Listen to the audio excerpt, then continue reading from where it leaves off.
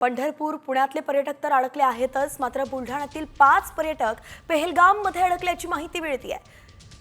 सकाळ वृत्तपत्राचे बुलढाणा जिल्हा प्रतिनिधी अरुण जैन यांचं कुटुंब गोळीबाराच्या वेळी हॉटेलमध्येच होतं। बाहेर पडणार तेव्हाच हॉटेल मालकाने थांबवलं आणि गोळीबाराची त्यांना माहिती दिली।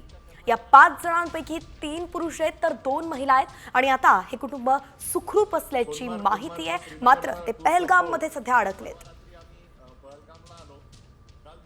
काल दुपारी जेव्हा आम्ही इथून फिरण्यासाठी बाहेर निघण्याची तयारीत होतो, तेव्हाच आम्हाला हॉटेलच्या मालक व इथच्या कर्मचाऱ्यांनी कल्पना दिली की बाहेर फायरिंग सुरू आहे, त्याच्यामुळे इथून बाहेर पडू नका।